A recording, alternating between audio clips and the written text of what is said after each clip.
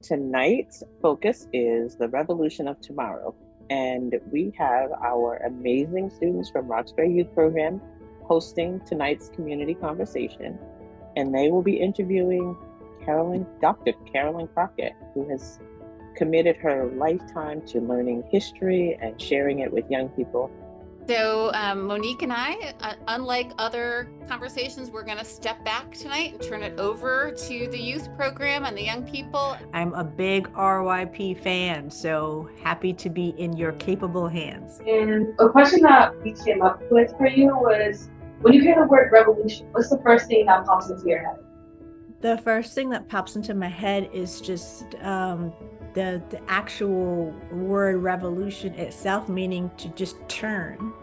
What are we turning to, and what are we turning away from is what I think of when I hear the word revolution. How about for you, Nyia? What comes up when you hear the word revolution, or what do you think of? And is there something that comes to mind for you that you feel like is worth defending or worth fighting for in your heart of hearts? It's like, when I think of the word revolution, I think about like needing to make a change, especially in Boston, because I feel like there's a lot of equality issues, like affordable housing, and I feel like as a younger generation, we have to do something about that. So when I think of revolution, I usually think of like, how are we gonna change the future so we can get like in a better place?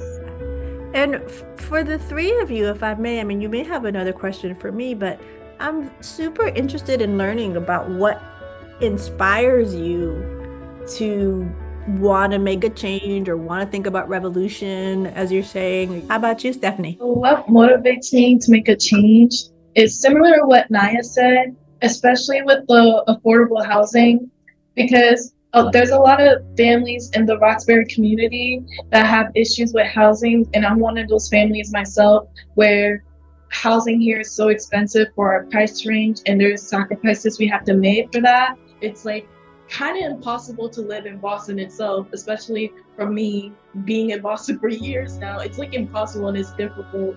So I don't want families to go through what I went through and other families have. In the future, I'd like to become like someone who can change that. I'm more talking about like health disparities and how people aren't getting treated right, being turned away, shunned from hospitals, being treated differently because their color of their skin, their insurance, what they look like, the age they are. And I honestly think that it's really not okay, and people normalized it way too long now. So I would want to make a change in that. And thank all of you for just your willingness to share with me the things that you really care about and the things that you're concerned about. Like, that brings a certain sense of direction and weight, but also helps me see the spark of your leadership, because that's, I would use the word a North Star.